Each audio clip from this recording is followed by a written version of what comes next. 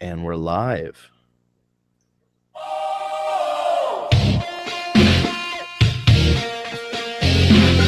Tell me if you remember this one.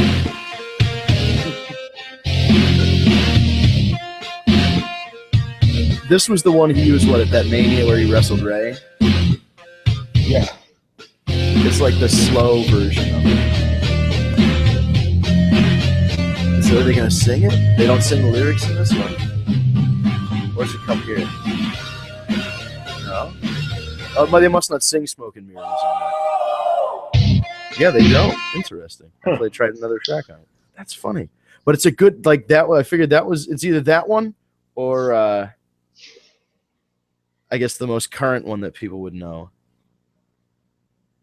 It's going to play a freaking Red Lobster ad for me. Oh, no. Yingling this time. Most of the time, I get Red Lobster ads, and I don't know why. But ladies and gentlemen, this is the War Report brought to you by TagMeADate.com. I'm with you. I'm your host, Vince Berry. Apparently Red Lobster. Yes, apparently also Red Lobster because they love. I do like seafood, but here we go. This is what we're talking about. So, this is the War Report brought to you by TagMeADate.com. I'm your host, Vince Berry from Northeast Wrestling. I have with me, as usual, the TagMeADate.com crew, an army of one today. Steve, or not Steve's not here. It's Eric from TagMeADate. Steve is off making some money. Like little dollars and cents going to the pay win to daddy. And we just got Eric right now. I'm sure in a little while Ryan will be joining us. Oh shit. Look at this guy. Yes. This is live from a convertible of some sort. We have Charlie. Man, hey listen, man. Hey man, listen. I got a personal invite for the boss of bosses. Steve said he couldn't be there. I damn sure it would be like having Eugene in charge of Smackdown by leaving you guys in charge tonight. God forbid what would happen. Oh man, I think he just got us, man. I feel like that was a little bit of an insult. I'm just saying, man. Take it how you feel it. I mean, there's only certain bosses of bosses. I mean, I am the king of promoters, the boss of bosses. I mean, one day, Vince. I mean, I like you a lot, Eric. I can't stand you, so one day, Vince. One day, man. Maybe, I can see you, man, Vince, becoming the boss of bosses. I mean, you got that swag about you. I do like that. I try. Why do you not like Eric? I thought you didn't like Justin because of his my. Man, you don't do my imitation right.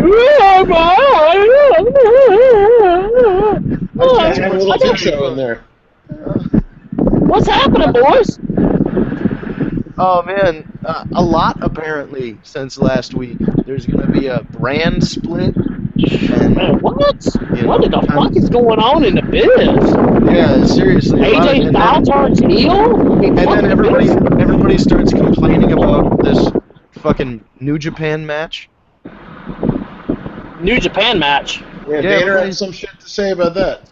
Yeah, they're talking crap about it was Will Ospreay against Ricochet. Man, listen. Let's just cut the bullshit to what it is. Here in the United States, everybody's gonna hate on New Japan. Everybody in New Japan is gonna hate on the U.S. It's like World War 3, 2, 1, whatever. Their culture hates on us because they say that we don't respect wrestling and sports entertainment. We hate on them because we don't get their culture and what it is. And it is what it is. Let's just call it for what it is. But here's the thing: until they can New Japan can come here and sell out a building, and now I'm not talking about some little bullshit building somewhere, an actual arena, and actually do what Vince does over in Japan, they got no leg to stand on.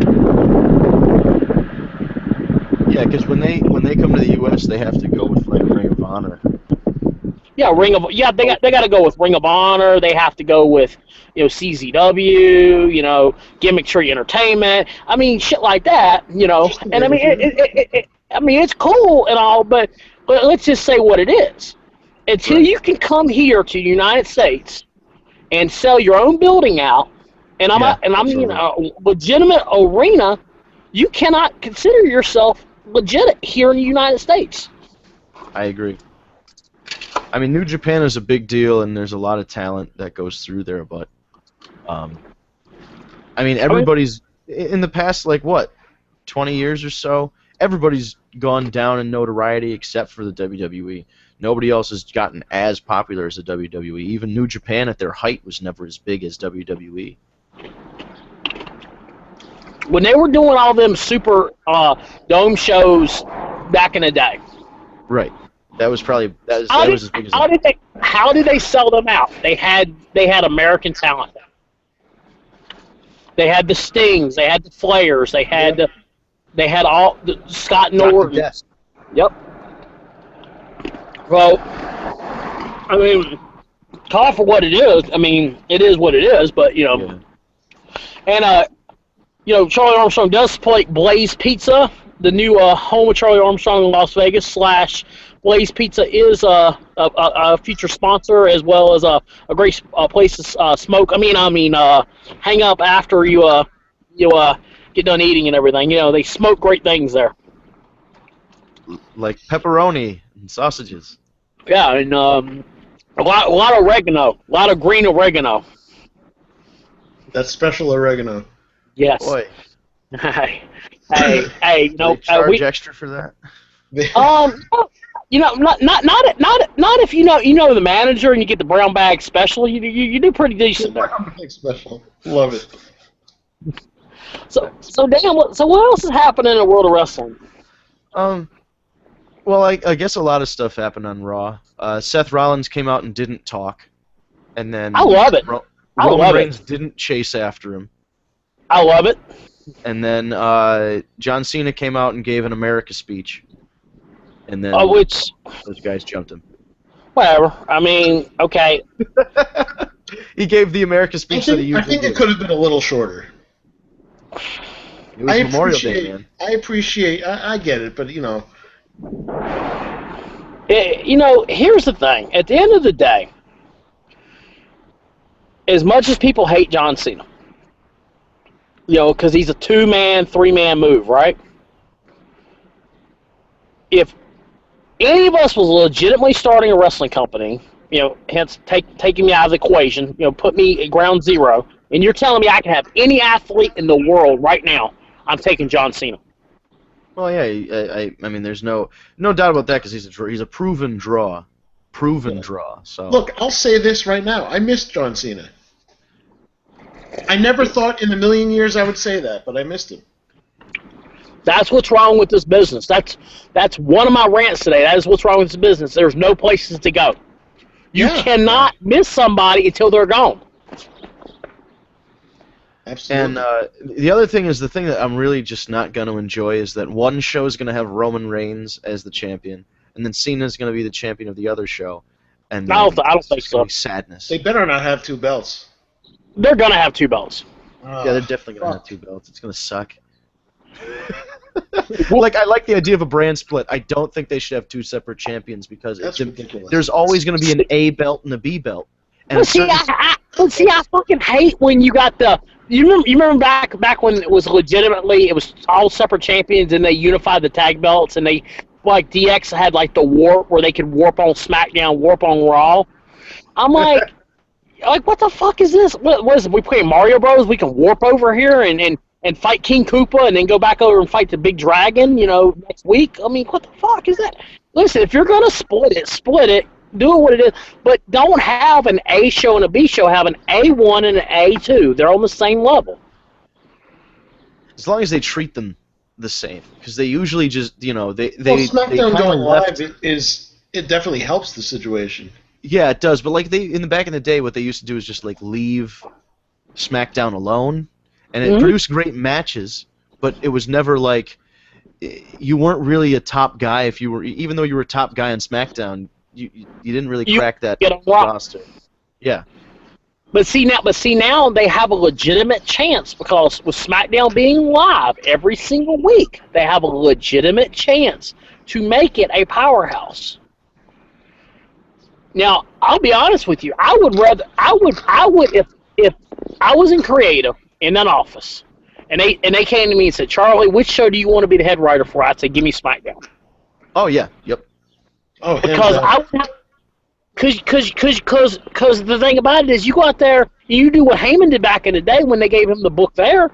You could take a fucking product that they're going to be like, okay, we're used to bullshit, and you can have yourself a proven product and within a 6 to 8 week turnaround. Oh, yeah. Yeah, everyone remembers the SmackDown 6. It was a great time for SmackDown. Yeah, and it was a great time for SmackDown, but like none of the Chavo was never going to be world champ. Like I feel like that's the show where you're going to see like Dean Ambrose do really well. It was the workhorses. Yeah, it's gonna be the workhorse show, and you're gonna have fun watching Dean Ambrose do his stuff. But if he ever goes over to Raw, he's just going there to lose. Yeah, so they have to equal it out a little bit more. You're saying? No, right. they've got to be. It's got to be equal. You can't have Cena, Rollins, and whoever on here, and then you're gonna have this. No, you gotta have. It's got to be equal. I mean, across the board. But now, what do you do about pay-per-views? Are we going back to the old days of we have a SmackDown pay-per-view this month and a Raw pay-per-view next month? I wouldn't mind that. The only problem with that is, you used to get matches like, Kenzo Suzuki versus Hardcore Holly or some bullshit like that. Yeah, but yeah. Okay, I get you on that. I can't dispute Kenzo Suzuki at all. There's no disputing that. So. What the fuck? How the fuck do we start talking about Kenzo Suzuki? What the fuck? Jesus. Because he used to wrestle on SmackDown for a cup of coffee. Cup of coffee. Wow. Hence the reason the boss is here to save this conversation. Let's move on and let's get past Kenzo aside. We're gonna talk about Jamie Noble's run as the West Virginia hillbilly with the little shorts and the fucking what was the girl, the first SmackDown female, whatever her name was, the hillbilly girl. Lydia. Nina. What? And she got sprayed in the face by what's his name with the gimmick there? Jerry. Yeah, Tajiri. She was blind and all that shit. Like, that's what SmackDown was for a while. Yeah, that's what it always was. It always was. Or JBL getting drugged and trying to fight an inflatable Godzilla. There was a bunch of ridiculousness. There really was. That's a good word for ridiculousness. But so I don't know what the plan is. I guess nobody really does know what the plan is. Whether they're gonna have like you said, a 1A and a 1B. Or if they're going to really just go, hey, Raw's the show you want to watch, and SmackDown's the show you watch if you have nothing to do on a Tuesday. But then why do a split at all then if you're not right? That's why I'm leaning towards maybe they're going to make it more legitimate, but at the same time, are they going to go, well, the way to legitimize it is for them to have their own champion? I feel like having one WWE champion that, guess what, has to work 2 nights in a row. Sorry. To represent the company rather than having each show, because I feel like that neither belt looks good in that situation. Like you've got one, like I said, there's always going to be one belt that's bigger than the other, but at the same time, that belt's always going to be like, well, he's WWE champion. Well, who's world champion? There's always going to be that question. Well, if there's one champion, who's the other one? Do what the old NWA used to do. You had the NWA World Heavyweight Champion. And all these different areas that they can go, and the champion would travel. Do it like that. You brought up something like that. Yeah, like a territory. On the show where do some kind of territory system, and God knows what's going to happen with NXT as well.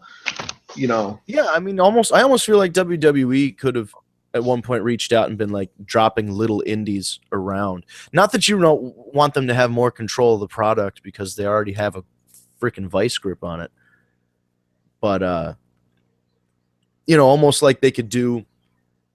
They've got the Florida NXT. Maybe put one in California, and then put one in the Midwest or something. Yeah, put one in Texas or something. Put one in Minnesota. Yeah. Get some old school AWA vibes going on. Right, and then those people can work their style and train and get better, and then eventually move up, or not, make or break. And they got a lot of that they're working on with China right now, and I'm sure Shane McMahon has had to have been a huge part of that with his with his whole China thing. Stuff. Yeah. Oh, yeah. He's probably got a lot of knowledge. He comes back to the company, and then and then they're working on his deal with China, and been in China for a long time. Yeah, he's been in China for a hell of a long time. Great. All the international stuff that they're doing is great. The international outreach is great. Sorry guys. Apparently my cell phone, if you have a convertible down in Las Vegas, this is 190 degrees here, will start overheating and tell you your phone is overheating. We powering down to save my phone. So Right. Yeah. Great concept. Fucking Samsung Galaxy got there. Fucking some sun will shut a cell phone down. Fucking Jesus. All right, so no, sorry, so I missed you guys' thing. So where are we at now? We talking about fucking Funaki or something?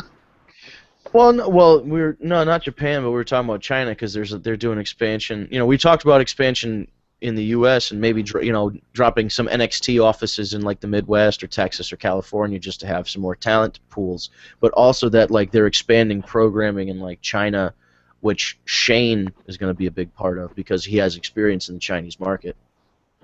And not like a Chinese supermarket, but like the actual Chinese like television market. Well, okay. All right, so we basically finally saying the guy that has complete control of wrestling wants complete control of the world now. Kind of. Seems like I was like just look at what's going on with like a guy like AJ Styles. If you think about it, this was a guy where I don't think Vince ever had a plan for this guy. Vince probably never even wanted him. He was like, he's the shiniest toy in the box. Everybody wants him. Guess what? I'm going to sign him because I can, because I'm Vince McMahon. So, that's what he does. He just he gets to sign people. And now look, he was a big superstar getting big reactions, all this stuff, and then what happens? He loses to Jericho, WrestleMania. He puts over Roman Reigns a bunch of times. Spoiler alert, he's going to put over John Cena like a champion. I think you have to go in if you're an indie guy with an understanding that you're going in for the money, and then they're just gonna book you into the fucking ground. Because he's gonna look good in he's gonna look good in defeat. Don't worry, boss. You'll look good when you put the other guy over. Like that, it's true to a point. But then at what point does he become the guy? It's nothing new. Vince has been doing this for 30+ years. Right. That's what I'm saying. He takes a guy in, uses him to the point where he wants to use him, and then you're out. So I just feel like that's, he'll be a great intercontinental champion or whatever, but he'll only reach a certain level, and then like that, he's back on the Indies. He's back in Ring of Honor within 3 years or something. Yeah, I guess time will tell. I don't know. It seems to me like he killed the finisher. Like they went out there and killed the Styles Clash in front of the American audience. They went out there and basically killed the Bullet Club because they lost to the Usos, who haven't done anything significant in ever. I don't know. Just feel like there's a lot of room for improvement with the work that they've been doing with these particular guys. Surprised at was the fact that they do all this shit and they turn AJ heel anyway with the Bullet Club on Cena of all people. But when they could have done that shit on Reigns and got the title and something like that, Absolutely, yeah. Not that I don't know. I understand that they're building Roman Reigns. I get it. And they're not backing down. That's the other thing. They're pushing him and they're not backing down because they very well could have. They had a lot of opportunity to go, you know what? He's not the guy right now. Again, like they have Rollins back, they have Cena back, they brought in AJ Styles. They have a number of guys that he could have dropped the belt to. Brock Lesnar, if they really, really wanted to bring when Brock AJ back. Came out, I had a number of scenarios going through my head. I mean, what happened was one of them, but I was also thinking where, they lead up to a match between Gallows and Anderson versus AJ and Cena at, Money in the Bank. But I had a scenario where Cena is the one that turns, and he's the leader. But it could also lead to AJ and Gallows and Anderson versus Cena and one mystery partner. That guy turns out to be Finn Balor, and then Balor turns, and then at some point you have a struggle of who's leader between AJ and Finn, and go that way. Right. Well, did you see on Twitter the Young Bucks? They go, "We forgive you, AJ Styles." Like after he attacked the guy, "Oh, we forgive you." All right. So I figured it out, dude. There's a buzzing. It's in my microphone somehow. I don't know if it's the It's somewhere in this room. Table or the house? All right. I'll try joining you guys from the secret layer inside. Oh, geez. Here we Oh, man. Yeah. I mean, that's what bosses do in the middle of the afternoon: take naps and curl up, and 50-degree houses and 100-degree weather outside. So I mean, that's how you're supposed to do it. I was gonna say it's a little. It's even warm over here. I can imagine what it's like. Fuck, dude. I drove to LA today. Fuck anybody that ever tells you to drive to LA for anything. Don't ever listen to them. If they ever say driving in LA together, fucking shoot that motherfucker. I give permission to anybody to do that without taking any kind of legal responsibilities. But no. All right, yeah. So obviously, wrestling's been awesome, though. I mean, I don't know. I mean, so do you guys really think the brand split's really gonna? I mean, you think it's really gonna be this groundbreaking revolution to the business? I'm skeptical. Fuck, how can you not be? I mean, they shit on everything they've created. Yeah. I mean, they finally decided, okay, we're gonna make AJ a heel. Okay, so we're going to put the Bullet Club together. I mean, I am happy about one thing. I was talking to Bill Abner about this the other day about when they bring Finn Balor up. I'm kind of glad that he doesn't look like he'll be part of that shit, because honestly, I think that could be the death to him, because he's already labeled so much with the Bullet Club.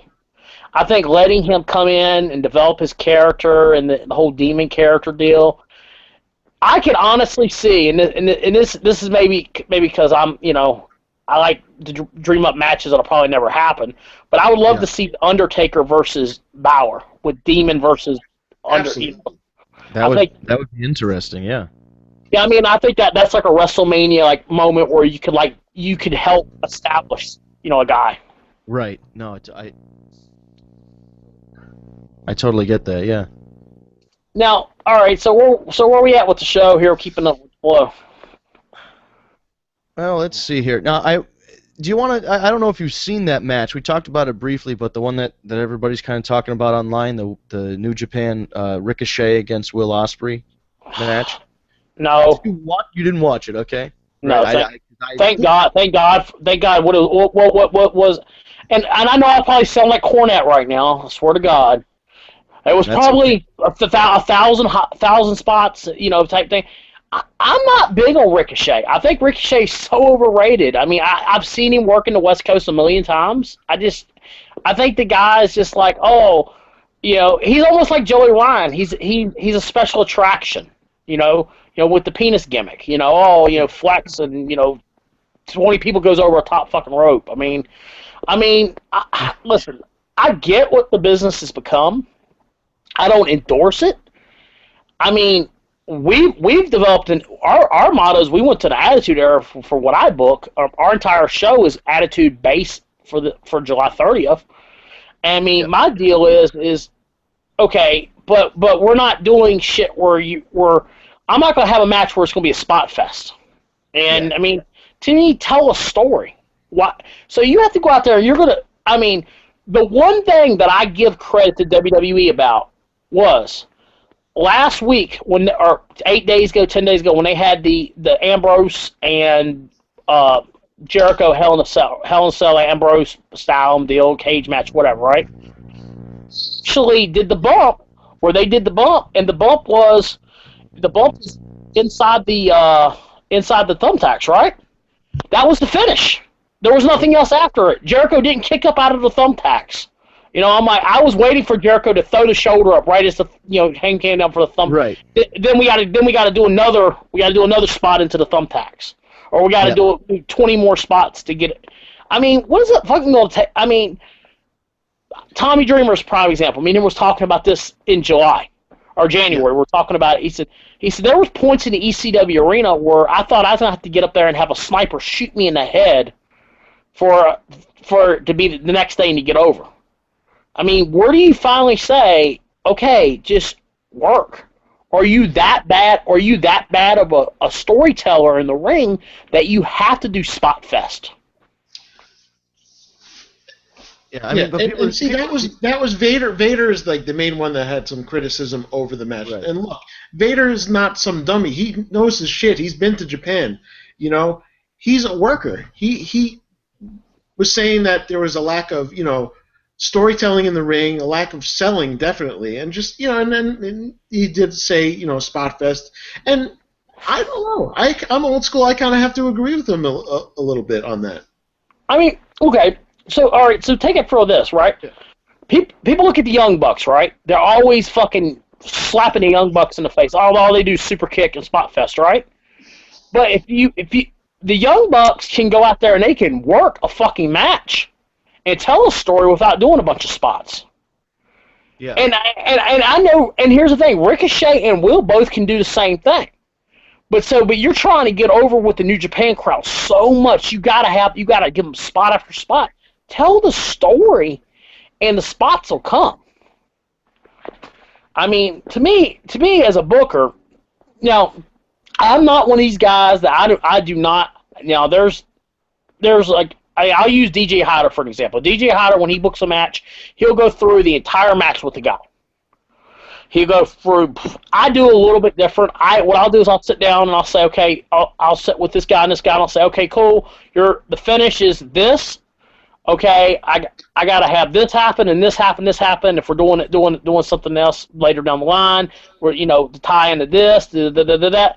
Okay, you guys put your match together. I'll be back in a little bit and get with you. Yeah. And who the fuck is sitting with Ricochet and Will when it's like, yeah, I'm gonna do 27 moonsaults and he's gonna kick out every single one of them, and then we're gonna flip into we're gonna do 18 reversals, and we're gonna do the whole. Fucking this. You know who I fucking blame for all that shit? I blame Rob Van Dam and Jerry Lynn because they started that goddamn fuck shit back in ECW. I blame them fucking assholes. Just my personal rant on the business. Fucking. Yeah, I get both sides of it because there are ways to make those kind of matches. Actually, you know what, Vince? Fuck that. I blame the Northeast. I blame all you motherfuckers in the Northeast. You motherfuckers are the reason that started this shit. Back in the blame Philly. Blame Philly.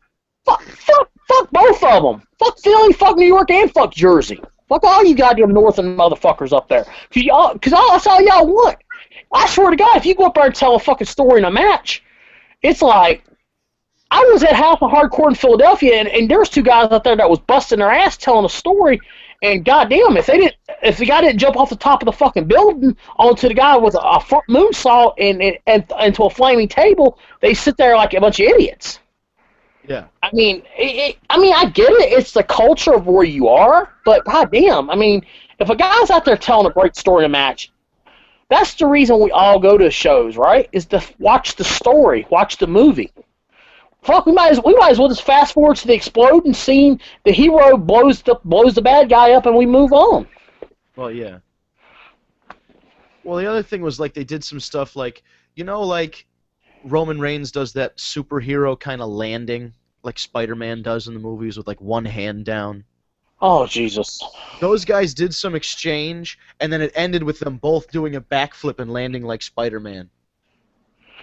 So basically, are they trying out for a like a stunt coordinator type job later on? That's the argument that's being made. Oh, Jesus. If Chase Owens, I know he watches a lot of shit I do. Chase, I know you're over there.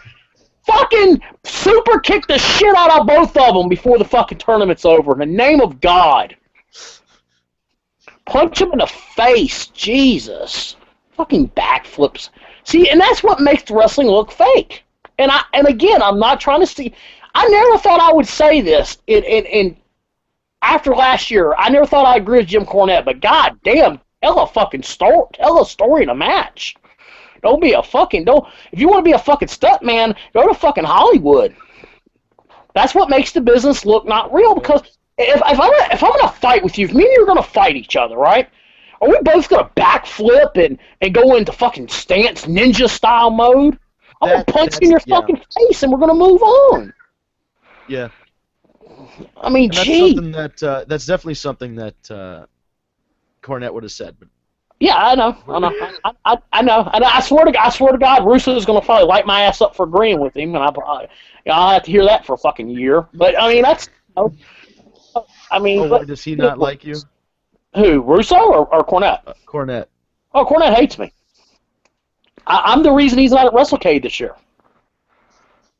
Oh, I didn't know that. Because I booked Vince Russo, and our deal is that Vince Russo is on a legitimate podcast, on Podcast One, the #1 podcasting deal going, and he's not gonna. And he was like very clear. He's like, Russo's not afraid of Cornette. I don't think anybody in the world is like to actually fight Cornette.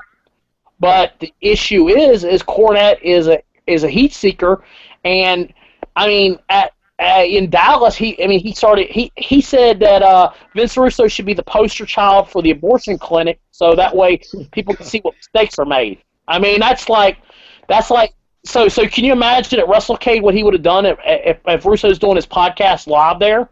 He'd have came over there, or he sent one of his jabronis over there. So I mean, our deal was we asked Jim not to come for the year, and I went to the promoters of WrestleCade and was like, I can't have him because I was like, if you want Russo, and out of respect to us, Russo's never been there, and this is the last WrestleCade. Cornette's been there all these years. Let's have it. Let's see what we can do. And to be completely honest with you, the pre-sales on Russo, we did a small limited ticket batch.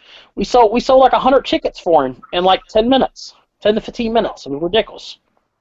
Because it's an entity, you don't get to see him down there. But that's here or there. Yeah. But yeah, I don't know this whole Ricochet thing. Whatever. I mean, it is what it is. They're spot fest kids, and that's what the business has become over there. I mean, now. Look at ROH. Now, let me ask you guys a question. When you guys watch ROH TV, I mean, I don't know if you guys do regular. You guys feel that like you get were you guys a fan of Ring of Honor back in the days when Rob and Gabe was there? Yeah, absolutely. Okay. Do you feel that you get a better product now, or you got a better product? I feel like the product was better back then. Okay. Yeah.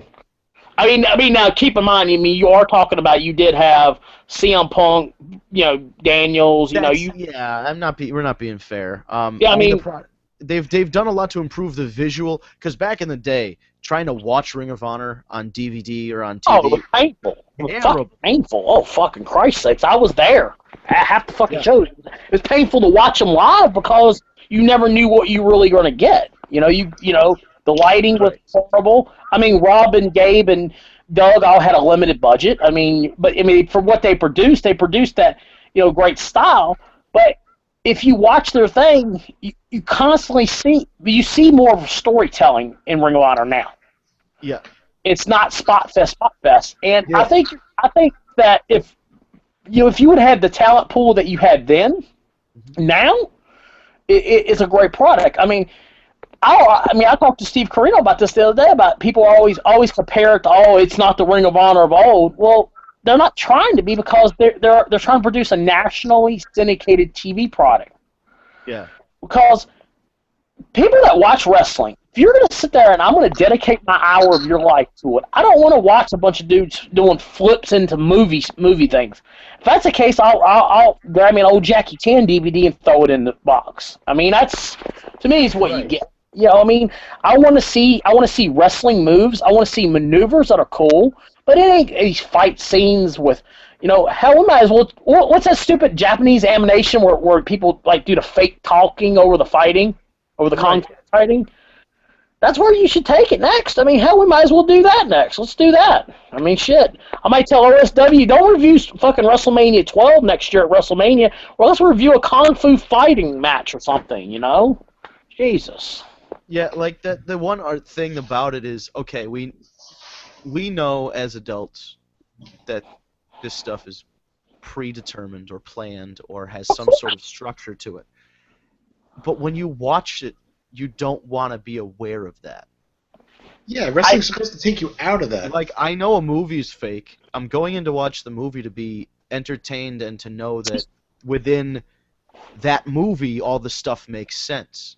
If what you're saying is this is a fight between two people and they're both doing superhero backflips, it kind of gives away the ghost of the deal. Okay, let me ask you a question. Back in the day, right? And I don't mean to talk about the old days all the time. Let me ask you. Right. Yeah.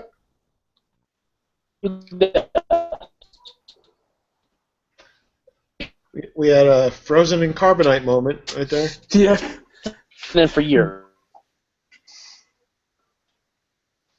So it's wrestling's like been predetermined for years, as people call it, right? Yeah. Okay, so here's the thing.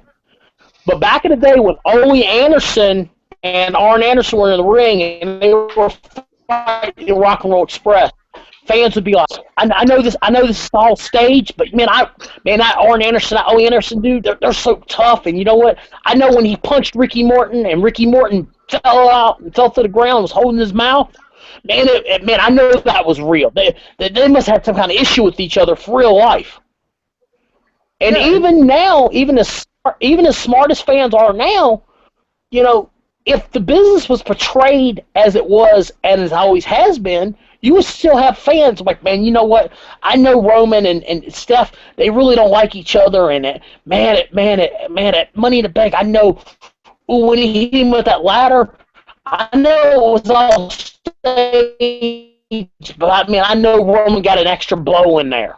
But when you got fucking cartwheels and fucking sentons into the whatever, there's no chance that it's real. You're taking the last bit of magic out of the bag and being like, oh, it's real. Just sports entertainment here, folks. Jesus Christ. And the thing is you got kids that are watching it, and I use this for a prime example every time. We all know the fix-it on Santa Claus, right? Santa's not real, right? I'm not breaking anybody's bubble here. Santa's a work. You just completely broke my bubble here. Well, Eric's a Jew, so it doesn't really matter. Okay, whatever. Ryan, okay. you're a bear. Well, fucking all religions are a fucking work, but that's beside the point. All fucking religions are work, besides the point. But the whole gimmick. Look at it. Yeah, it's everything's a work in life. But the whole thing is this. So now this kid who's 7 years old, he's like, man, I can't wait to watch John Cena fight. Right. Well, what? Why is he doing these backflips and stuff like that? That's fake. That's not real. You're stealing that magic away. That's like saying, well, hey kids, let's go to the mall and see Santa. Oh wait, we're gonna go in the back of the building here, and we're gonna see Santa driving in this little Pinto, and he's got his clothes on. But that's okay. It's okay, guys, because it's all entertainment now. Yeah.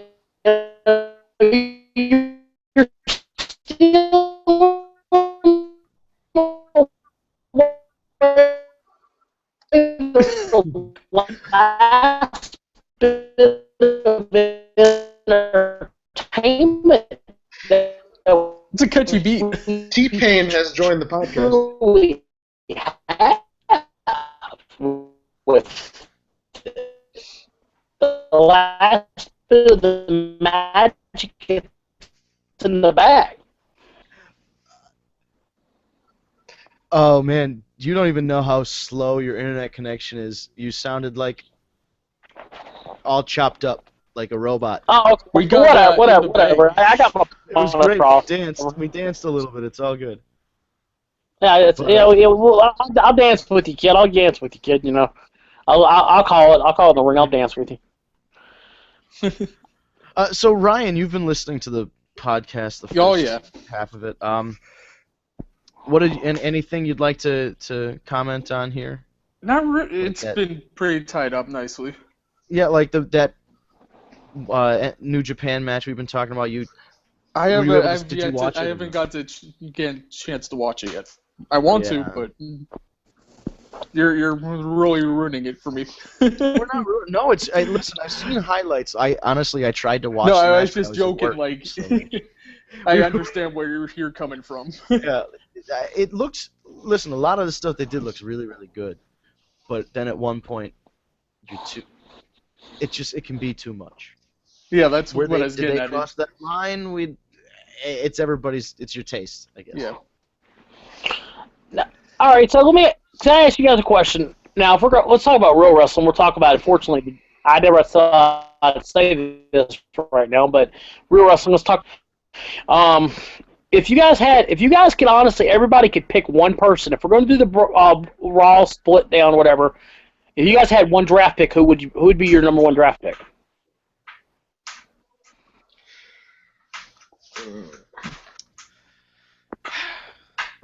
I mean, that's rough. I guess the answer's I have to go John with Cena. Cena. But if you want somebody younger that's going to be around for longer, I'd say Seth Rollins. But I don't know. If I were taking over a brand, I would go full force with some form of Bullet Club. Okay. Actually, you had all this hype going into it. Might as well completely use it. Have them take over one show. Yeah, I mean, what's gonna happen with this Bullet Club thing now that it's been like drug out so long? Is it gonna have the same effect? I don't know if they'll have the same feeling. If it actually comes to happen. That's time to tell on that and what they're gonna do with it. And would anybody here add a current WWE guy to the Bullet Club that has no prior experience with being in the Bullet Club? I don't think so. The reason why Hogan have worked like a was Rollins or a Reigns or another top guy turn and join the Bullet Club. Well, see, that was unexpectedly the problem that the NWO did too much of. Yeah. Right. It So really we're saying worked they're when gonna the do that and NWO. ruin it? I would avoid it. Like the Get NWO your Cena Club worked T-shirts.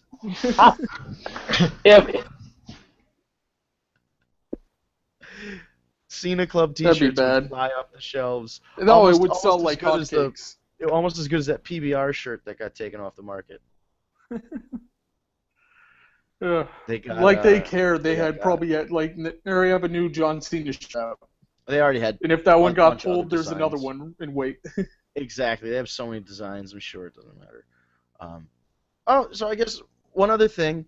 Now that it's been picked up by Yahoo, I guess maybe we should go over this a little bit. Cody Rhodes' first opponent has been announced, and it's Kurt Angle. And not only is it Kurt Angle, it's happening at Northeast Wrestling August 27th, and I'm working the show. So I'm pretty hype about this. I might be driving to that. I'm sorry, I'll reconnect so I'd have better in this. I'm not sure what the main's going to be. I think the main is going to be Jeff Hardy against Liger, but it's going to be Angle against Cody Rhodes is one of the matches on the show. Oh, Jesus. He's our... Yeah. Man, we work fast up north. This is how things happen. When there's a free agent, jump on it. We got a little bit of a leg up because of a prior working relationship with one. But so we had a little bit of a leg up, but it's all right. We can, if you got it, use it. Absolutely. So let me ask you guys a question then. Yeah. Did Cody do the wrong thing by leaving his contract? No. I think he. No. I'm not saying because it's a character. I'm saying as a man, you give your word to a promoter. I'm going to finish this deal. Right. Fuck. I'm not happy with what's going on in the world. But as a man, you said how many times do you think Dusty was unhappy in a territory, but he finished up his deal? Probably a lot. Yeah. I mean, but he was. I guess if you promised a certain number of things and they keep getting pulled away, then Like he just wanted to wrestle as Cody Rhodes. Like he wanted to wrestle as not Stardust, and they kind of jerked him off a little bit, and they got him there, and then they stopped. Like they didn't let him. Like I think the main issue what Cody wanted was to be used, and since they weren't using Stardust, he wanted to go back to Cody to have something to be used. Right. And the funny thing is, if he could have held out for 7 more days, the brand split, he could have been high and mighty on SmackDown or on Raw. Yeah, you say that. But they did that with the plenty of superstars, but the original brand split. Eddie Guerrero would have never gotten a push on Raw. That is true. But now let me ask you guys this though: do you think the brand, because the brand split was obviously after the Cody deal, was the brand split because of Cody? I think it more had to do with ratings for SmackDown. Well, let me ask you guys this: they had too many top-level guys coming back, and it's creating too much of a traffic up here. So they had to split it up. Because what's gonna stop all your other guys being like, screw that fucking, they gave Cody a release, oh fuck this, I get out of here, and I'm a mid-level guy, I'm never gonna get nowhere, I'll go work the indies, make top pay, get $5,000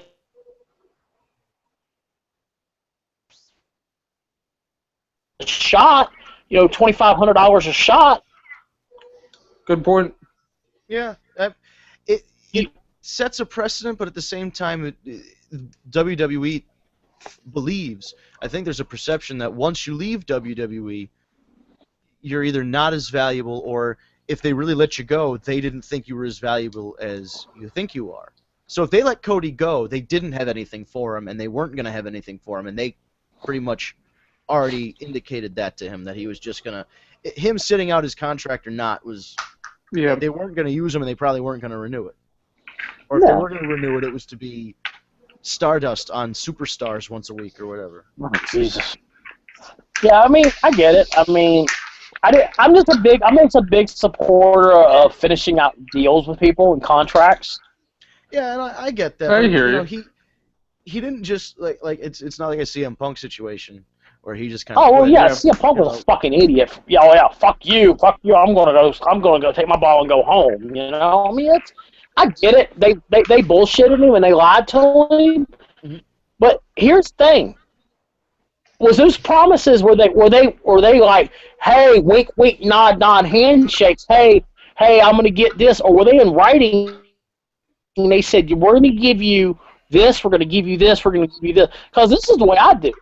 If a talent comes to me and says, I want this is, okay, cool, we're going to put it all in writing, so 6 months down the line, when you're doing my deal with me at Ziggy's or in WrestleCade or in Myrtle Beach or wherever, we can go back and you say, well, I want this now. Yeah. Well, no, this is what we asked for, this is what you asked for, this is what we agreed on, this is the deal. I mean, was it like, hey, I was promised a world title run? Because I've seen certain, talent contracts, and I've looked at them, and there are things that are listed in it that you would not think, you'd be like, what the fuck? Is this really in a contract? Yeah. But, I'm just saying, are you just not happy because you're not on TV? You're not in an angle? Yeah. What's the weirdest thing on a contract you've seen? That's a good question. I have had, I won't put this person's name out there, but I will have assorted fruits when I get to the building, guaranteed in catering. Wow, that's real specific. Like that's I will have assorted fruits. Like I'm just saying that's just like weird, yeah. Like weird, like I've seen shit like where I'll have certain types of sodas and food and whatever left in catering for me. It's fucking times I've eaten WWE catering. I feel like I'm at the fucking 5-star hotel eating great food. I'm happy as hell, whatever. So they're doing like rockstar demands. Yeah, they're not doing anything weird like. Yeah, I was thinking something really off the wall. No, I'm sure back in the day, during the cocaine and rock and roll days, you probably had some real crazy shit. But now if you want to start talking about indie shows that I've ran and I've gotten demands from that's a totally different fucking question. Oh, then let's go with that. Well, what do you want to ask when Buff Bagwell asked me for crack cocaine? Well, Buff Bagwell. That definitely Oh fuck no! I fired his ass and canceled his plane ticket and sent him home, and he bought a one-way ticket from Las Vegas back to Atlanta on his own dime. Wow. I mean, or when we go up to the hotel room and they've switched hotel rooms because his manager broke the toilet and there's a broken crack pipe and there's burn marks in the carpet. I mean, Jeez. I mean that's I mean I've seen shit like that. I mean you want to get truly crazy, and getting phone calls from and not to Barry Buff Bagwell, but he is the biggest piece of shit I've ever dealt with in wrestling in all these years, and I mean asking me for can I get a protein shake at 3:00 in the morning because I want to go do a workout. Oh my God. Oh Lord. Yeah, that's pretty bad. I mean, it is what it is. I mean, and you would think about this much.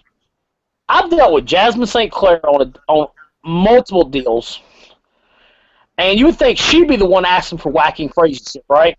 But Buff Bagwell is the one who's asking for crack and fucking protein shakes at 3:00 in the morning. What's here or there. Is he mixing them together? I wonder. That's a hell of a workout to go get geeked up on crack and then decide you're gonna go hit the weight room. Yeah, I agree.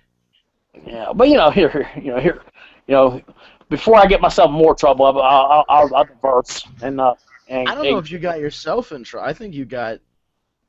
Bagwell might be answering for a few things next time he's anywhere. Well, I don't care. I mean, fuck. What's he gonna do? This is how fucked up that dude is. Buffbag, I fire if somebody with a beard like myself fires you and tells you to go fuck off because he told me, he's like, only one person's ever fired me, pal. That's Vince McMahon.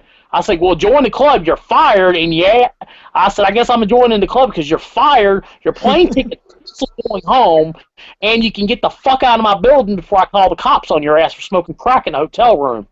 And they parted ways and left.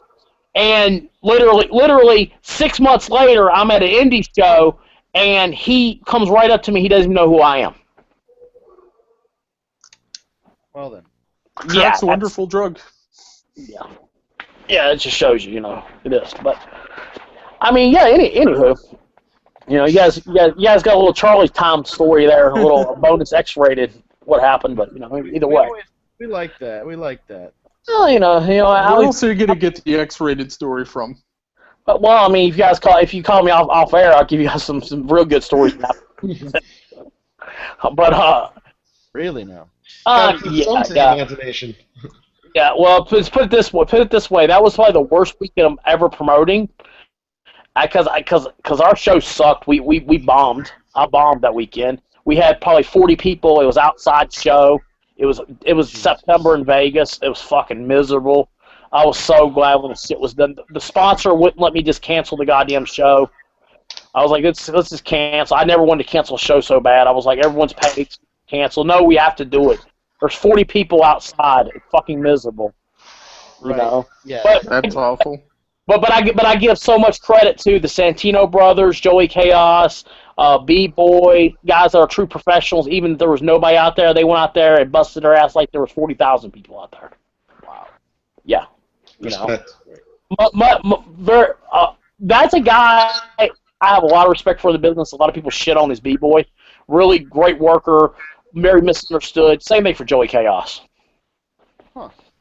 Well, it's always nice to see somebody get put over if they have a chance to try and redeem themselves if they have a bad reputation. Yeah, I just know a lot of people. I know a lot of people talk a lot of shit about B-Boy, but I mean, guys always done good business by me. I mean, done me right. Right. But now there's something I did want to bring up to you guys, and I'm glad you guys are. I guess we're just having a round robin here. If let me ask you guys a question. If now, am I wrong with this statement when I say that promoters that book nothing but names on their show is what's wrong with the business? I have to agree because you're relying too much on. If you rely too much on that kind of stuff, then how are you going to build new stars? How are those stars going to be those guys in the future, you know? Yeah, and I know everyone's thinking this is a dig on my former partner Bam. You know, it's really here was the funny thing that happened the other day. Now, the other night we were obviously I was on my new weekly radio show I do out here in Vegas now. You know, we're on every Saturday morning at 8 a.m. Vegas time, 11 o'clock you guys' time. And we had Kevin Cross on there. And Kevin Cross is obviously, you know, he's become a major established star in the, you know, in the actual, you know, the territory throughout here and all throughout the world as an indie guy. And the promoters out here are actually bringing Matt Hardy back in, and they're actually they're doing a story where they're going to be pushing Kevin out of the promotion, and they're doing a whole deal where Hardy's going to win the title on some bullshit deal or whatever.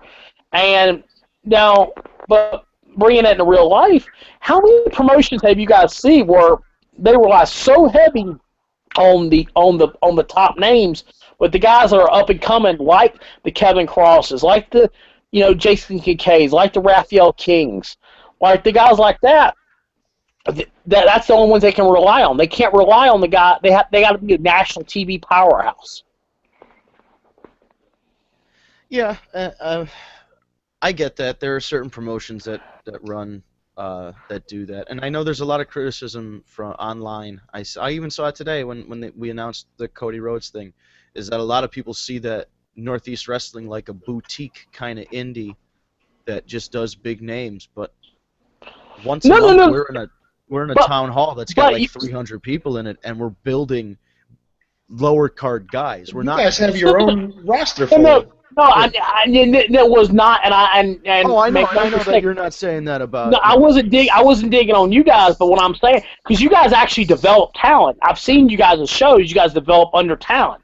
But I'm saying is when you start a show and that's all you're focusing on, or your main story every single time is a big name, big names, big names, big names, big names. How the fuck are you ever gonna fucking build? I mean, you're gonna run out of money because there's no way you're gonna. I mean, I don't know what Cody's charging you guys. I mean, that's here or there, but I'm sure it's up there. It's probably close to $5, you know, or something, 35, 40, $4,000, something. It's some crazy number, but I'll give you this prime example. Sting right now is about $25,000 if he comes to your show and he does the face paint. Jesus. That's nuts. That's a lot. Are you fucking retarded? I don't like you enough to give you a house, man. I seriously don't like you enough to say here's a home.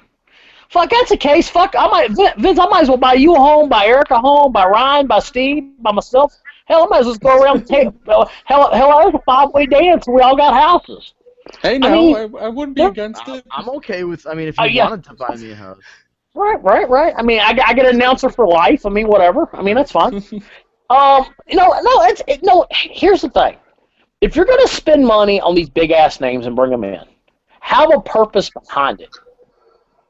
Not knocking you guys. I mean, I know Michael does a different booking style than I do. I would have took a Cody Rhodes and I'd have put him against a Raphael King or a Jason Kincaid, because at the end of the day, Jason's going to be there at the end. And no matter if Jason wins or loses the match, he's still going to be there with me next month when I'm building up my guys. Yeah, and I think initially Michael announced this match, to sell tickets for this big show at a baseball stadium. I get it. I know that he's got a couple other things lined up for Cody. I don't know them specifically, but I have a good idea of where he's going. And that checklist that Cody put out, some of that shit's going to get checked off at Northeast Wrestling. At least, I'd say, 2 or 3 of those are going to be checked off at Northeast Wrestling. So that's what I'm looking forward to, is that he didn't just want to work top personal ring legend announcer guys. He did say that, but I mean, he does have a very beautiful wife who happens to be a ring announcer. So if she wants the job, it's hers. Yeah, you're pretty much out of that gig, dude. Yeah, she's a lot more attractive than I am, unfortunately. Yeah. I mean, You know, I mean, if you had to have her or me, you'd hire her for sure. I mean, I'll be honest with you, I've never even seen the checklist. You're like the third person to bring this checklist up to me. I don't even know what the checklist is. He put it up on Twitter. It was just a thing he wants, a list of people he wants to wrestle and things he wants to accomplish. I put that in the run sheet as well. Did you? Okay, yeah. I apologize. That in the. You know what's even funnier is that Wade Barrett put out a parody list and he wrote one name and he said Papa Shango on it. I'll make that happen for Wade Barrett. Barrett. Could you please book Wade Barrett, Papa Shango?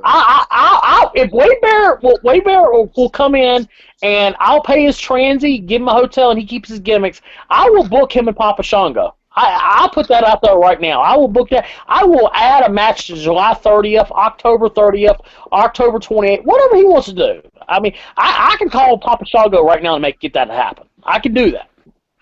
I mean, that would be great. I want to be there to see that match. let me look.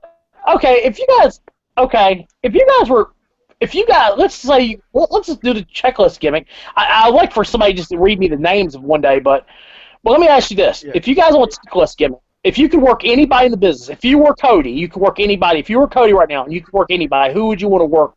That's anybody, not WWE. That's not on the TV, obviously. You could do it an indie show. If I could work anybody that's available to wrestle right now, like if I was. Yeah, that is not on the WWE or the NXT or Ring of Honor. It's just that random like dream match you'd have. Kurt Angle would have been on that list. Kurt Angle's somewhere on that list, but I mean, like, if it's just an indie guy who doesn't have like the exposure of a WWE, I'd say Taven or Bennett, like Matt Taven or Mike Bennett. The Kingdom would be those guys are, or the Young Bucks. That would be, if you're a worker, those are the guys you want to work with. Okay. What about an old school guy? Is there an old school worker that's still out there that still throws his boots on, that goes out there and does a little something you'd want to work with? Angle's out there. I could see that. Hacksaw puts on he does the same match. He takes 3 bumps a match, and everybody loves the shit. And that would be a fun match to work. Because I know that everybody, if you've ever worked a show with Hacksaw, you know that match. Mm-hmm. Listen, you can take Hacksaw, and you could put Hacksaw in there against the same dude. You're gonna get the same match every time, same bumps, and it's great. And it gets over $1 million. All right, so here's the list for you, Charlie. All right. Cody Rhodes' goals for after his contract is up is Adam Cole, Dalton Castle. I can make that happen. Right? I was thinking the same thing. I'm like, well, I know a couple guys that can make this shit happen. The PWG's The Battle of Los Angeles, which is like a 3-day event in California. Yeah. Kurt Angle, he'll be on is getting checked off. Chris Hero. Somebody will book that match. I can book that. The Miracle, Mike Bennett. Definitely doable. Moose. Yeah, up their way. Yeah.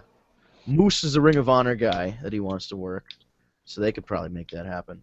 That'll be a PWX match in Charlotte. Okay. And who's now Pat Buck? Why don't Pat Buck? I don't know who that is. I know the name, but I've never seen him work. Pat Buck, he runs Wrestle Pro up there your way. He does the Wrestle Pro shows.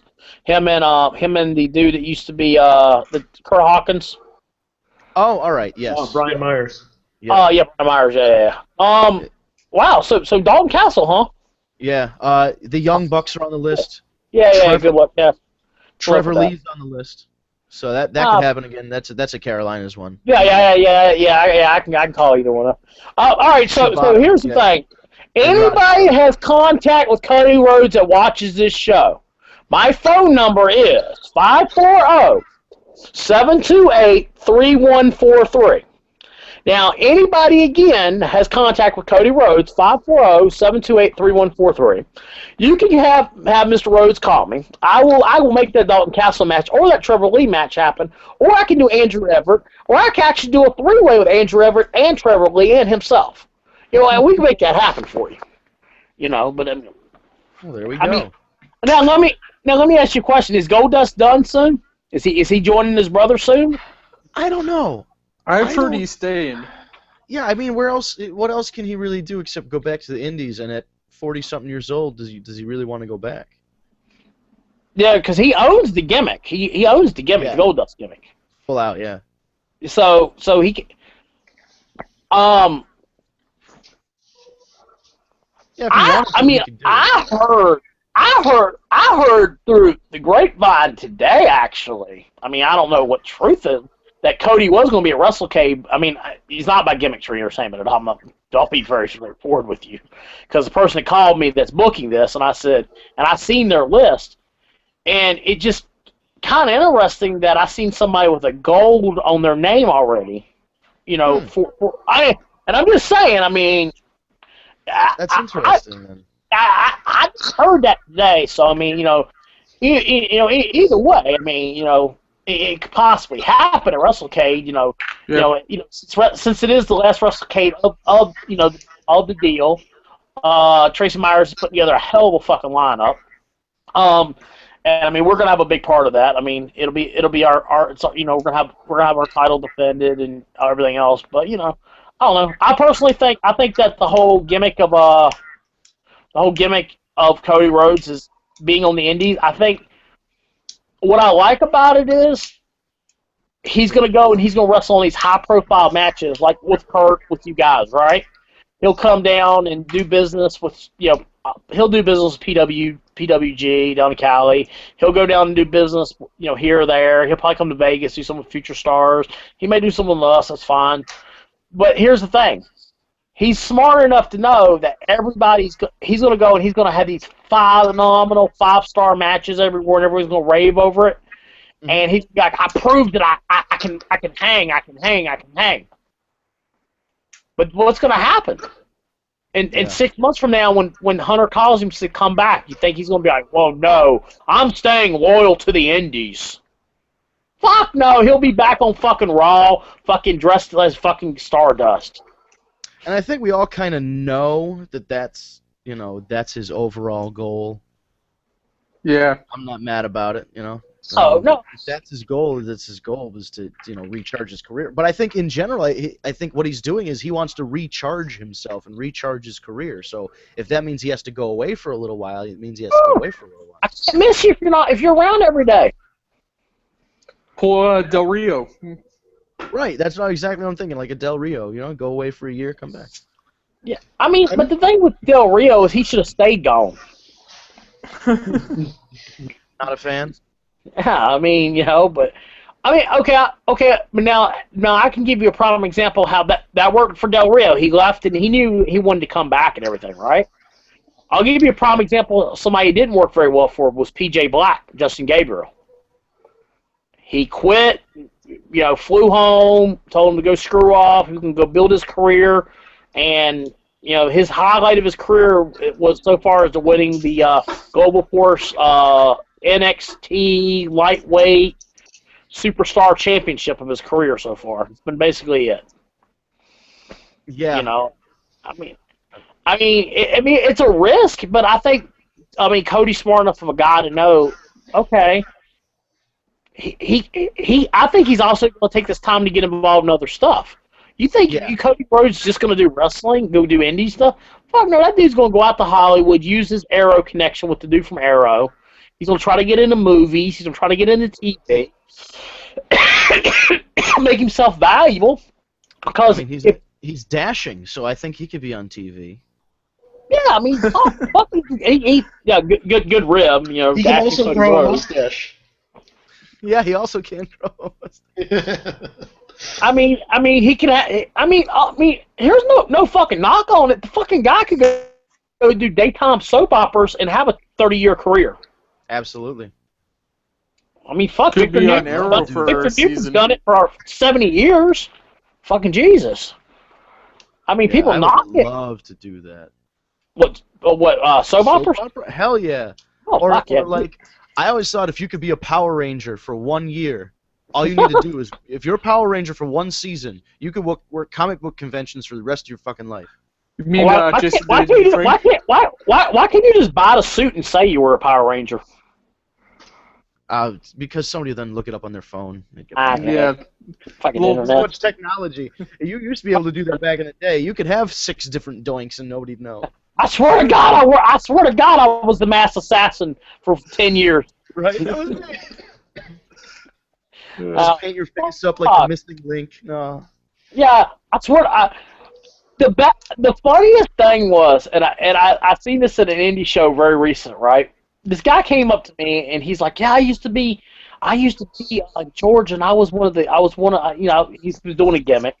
He said that he was one of the I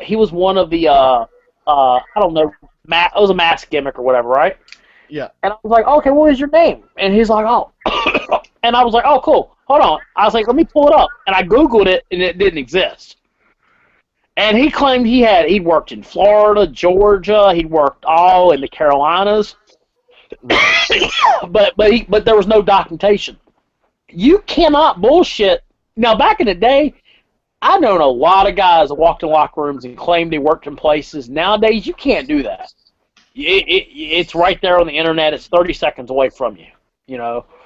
And, I mean, you can't bullshit your way out of it, you know. But that's just, you know, here or there. But, you know. But it is funny, though, when you really think about it, that the way the internet and technology is. So, if you could be a soap opera star, Vince, what kind of soap opera star would you be? I wouldn't give a shit. Just pay me. Like, it's an easy. Like, it seems like what they do is they film for a couple weeks, and that's like 3 or 4 months of programming, and then like they call you back, and you can do the next couple months of programming. And as long as you just remember your lines and shit and show up to work, I feel like you can. So it's like Lucha Underground. It's like Lucha Underground, basically. Yeah, it is. Lucha Underground's. They got all their shows shot until 2017. Yeah, I know. And I mean, but has anybody actually sit down and watched the American version of it yet? Here, I've seen a few of Lucha Underground. I've seen like just matches, but not full episodes. But I like the matches. But it's so hilarious when they go into the vignettes where they're in the back and they're doing like you have this girl who's like fucking doing spells and bringing people back from the dead, and there's fucking like mystery smoke and fire. I'm like, holy shit, this is like 1980s wrestling, and I get it, because what it is the Spanish culture is different than the American culture, and it is very funny because I have watched the Spanish version and turned the subtitles on for the English, and the chorus is so. There's a different dialogue and a different meaning behind a lot of the things. They're a lot more racier. There's a lot more sexuality in the Spanish version versus the English version. Because what happens is when they film their vignettes, they actually do an English one and then they do a Spanish one. Oh, and I didn't know that. That's cool. Yeah, they can get away with a lot more on their Spanish affiliate than they can their English one. Which that's crazy. I was like, man, I figured they would do one and they would just have it translated, but no, they actually do a full one in Spanish where they can do more, and it can be more, more explicit and whatever, versus the English one where they have to keep certain guidelines. That's the reason. That's the reason on Thursdays when they film, they do English Thursday and then they do Wednesday when they do promos, they do Wednesday they do Spanish and Thursday they do English promos. And then then they have the matches, and then they just when it's then they put it all together and put this part with this part, and they make 2 different versions. Yeah. I mean, heavy on production costs, but when you got Mark Cuban backing it, at the end of the day, I guess it doesn't matter. Yeah, they got money behind it, which is good. They're film. But will it ever truly take off here in the United States? The way it is now, it's too cartoony, I think, to take off as a legit. Unless they really just take it as an alternative, like this is the comic book version of pro wrestling, take it or leave it. Yeah. But now, see, I have a Lucha Underground thing from my boy Famous B. If you guys watch the promos on Lucha Underground, you want to get famous with Famous B, you can call Famous B right here at 423 Get Fame. Right here, I have that here to show everybody in the world, because my brother there, a guy that I was booking shows a long time ago, is now a major star Lucha Underground, and he can get famous there. Cheap little plug for my boy. And his promos are fantastic. They're hilarious. Yeah. The best part is he had a legitimate guy from the UFC wanting to fight him because of it. That was the best part. That's the best thing. That is great. That's hey, you don't get any better than real life heat with a fighter. Oh, you're mocking my sport. I'm gonna come beat you up. Okay, so you're gonna come. Okay, come beat me up. That's great. That's like you guys wrote a TV show about my sport. I'm gonna beat you up. Yeah. Like, come on, man. You did stand-up comedy about my sport. Yeah. Fuck. We need. I just some of the dumb shit that I hear out of people's mouths every day about how they're so offended. That is what is wrong with the world. Everyone's so politically correct. I can't have fun, or I can't make a joke, or if you say this or you say that. If you say that, Christ, what happened to the world? My phrase is, if you say that, you're a racist hater who clubs baby seals while burning down Catholic schools. Wow, you just covered all the bases. Oh, I'm used to it. Oh, Jesus. Well, I don't think we can do much better than that. Well, it's past the top of the 8 o'clock hour. We went into overtime here. I hope fucking Steve paid the fucking bill. Jesus. Well, that's supposedly what he was doing tonight, was making money, so hopefully he'll pay. Hey, I'm gonna get my fucking check in the fucking mail. I'm getting a little fucking tired of this shit. Fucking right? Goddamn fucking. One of these days we'll get paid. Yeah, okay. Well, I'm gonna fucking come. I'm gonna be like, all right, fine. You want to pay me money? Yeah, tag me. They don't want to pay me my money. I'm gonna come take possession of Stacy. I'll take her. Fucking, I can have somebody clean fucking houses and fucking take possession of her. Boys to come repossess. Not even Repo Man. He's gonna send the Nasty Boys because they love her so much. Yeah, I know. Fuck, I fucking send Brian Knobs to the fucking house. Good luck getting rid of him. Yeah, he'll ask if you want to watch WrestleMania 7. Right, he'd stay in your. Oh, could you imagine him just crashing on your couch? Oh God! It was like my boy Grimm's toy shop deal. He had Virgil come by and did fucking he had Virgil come by and watch the Royal Rumble with him and everything. And he didn't want to leave. There's always something with Virgil. There's always a Virgil story, absolutely. Oh Jesus! I live for Virgil stories. Oh, what about at WrestleCon when my boy tried to go up and get a picture with him? He didn't have a booth, and he's like, "Hey, $25." I actually had a good story. My one friend does photographs at those things, and randomly when he first brought up Virgil, she's like, "Oh yeah, there's this guy who's always there by himself, but always gets a booth." Oh jeez. And it was Virgil. Vintage Virgil. No idea who she was talking about, but you knew if he was by himself, it was Yeah, I put two and two together that it was Virgil. All right, boys. Well, I'm gonna let you guys go. You guys continue doing podcasts. If you guys are gonna keep the people on, but I have to go. I have to go beat Charlie Armstrong. Yeah, I gotta get going too. So we'll close this out once again. Gimmick Tree Entertainment for all of your gimmick entertainment needs, brother.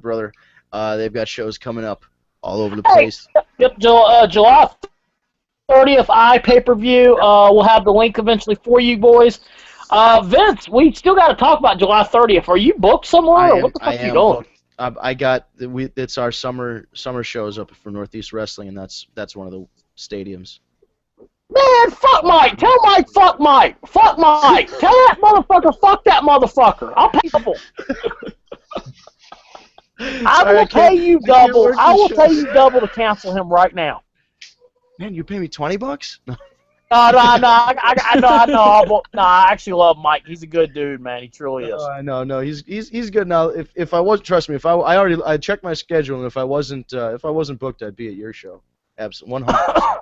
Yeah, I knew he's on the big show. He's on the big show up there because Steve's helping him. Steve and Stacy and them are a big part of that show up there and everything. Yeah, definitely. I mean, I think you guys are. hit a huge home run with that and everything. I think that August show, the 27th, when we do What the is it, Cody August Angle 7th? 27th. So It's it's a right in Saturday. SummerSlam weekend. Yeah, I think so. If it's the last weekend in August. It is a Saturday, right? Yeah, it's a Saturday. We Yeah, actually so are going to have three shows. You guys are running the night before SummerSlam then. Wow. Where's Yeah, it? Where's it at? Where's it at compared to New York? It's in a town called Fishkill, which is oh boy, it's hard to describe in terms of New York City because it's not. It's more upstate New York. Like it's about half an hour or so from Poughkeepsie, New York. It's more towards. Oh, okay, so near Poughkeepsie. Okay, right on. Yeah. Yeah, So you got. Well, yeah. Well, everybody and their brother will be coming to New York that weekend anyway for SummerSlam. So you guys will draw good off of it. I think we'll do good, especially. I mean, we already had both of the Hardys are on the show. Jushin Liger's on the show. I mean, are you guys? I think Foley's on the show. Yeah, is that Cody's first show? It's the first announced one. I don't know when his deal actually ends, so he might have some others before that. But it's his first announced opponent. Period. It might. Well, because that's what August. What are we in June right now?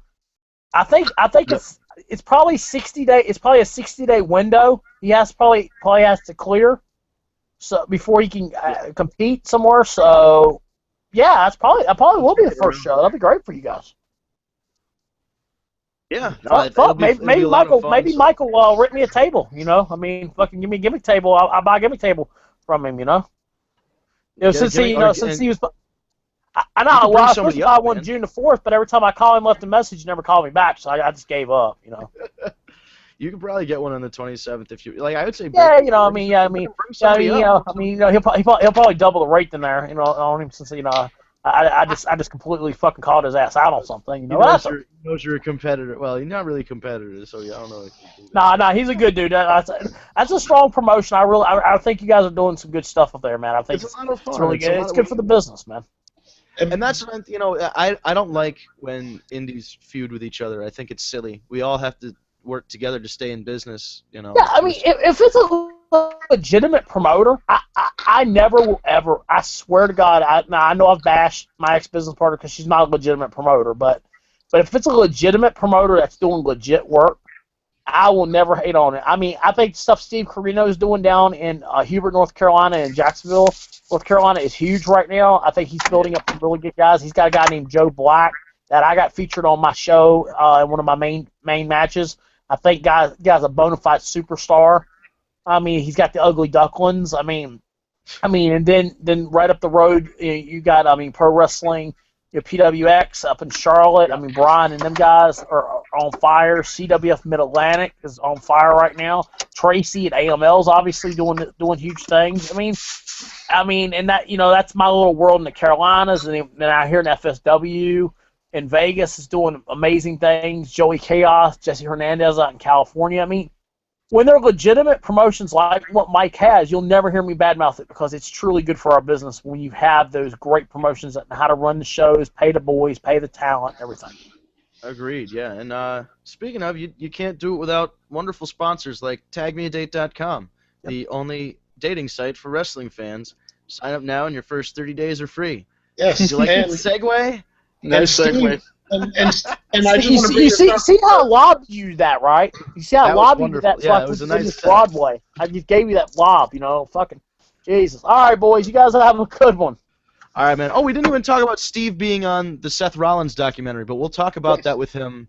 We'll bring it up with next him week because he's the guy to talk with. But holy shit, if you watch the Seth Rollins 24/7, our CEO Steve is featured. Well, I mean, he's there talking with Seth Rollins. He's on camera. How much better than that can you get? But still, yeah, that's all you need to know. If you want to catch Tag Me a Date, just watch that. We're all over the fucking place. That's damn right. We are all over the place. Thank you, Booker T, by the way. Booker T knows what's up. He helps. Booker T is a big supporter of Tag Me Date. You should be too. You should sign up now. See what the fuss is all about. I guess that's it. There's no more big news and no more announcements. We have an announcement for next week. We will be announcing our prize, You know about this, right? Remember the prize? Oh, I for know the, about it. The, I was playing up the gimmick. Oh, you're playing it up. Ooh, excellent. So our announcement is that we have a prize for our pay-per-view pick'em contest, and Ryan will be unveiling that for us next week. So Oh yeah. Stay tuned. It's a good one. And then we also have an idea for the loser of the pay-per-view pick'ems. We'll get into that as well. Yep. But next week, lots of stuff, big things popping, little things dropping. I think that's how you say it. And check out tagmeadate.com. Check out Gimmick Tree. Check out Northeast Wrestling, and we'll see everybody next week.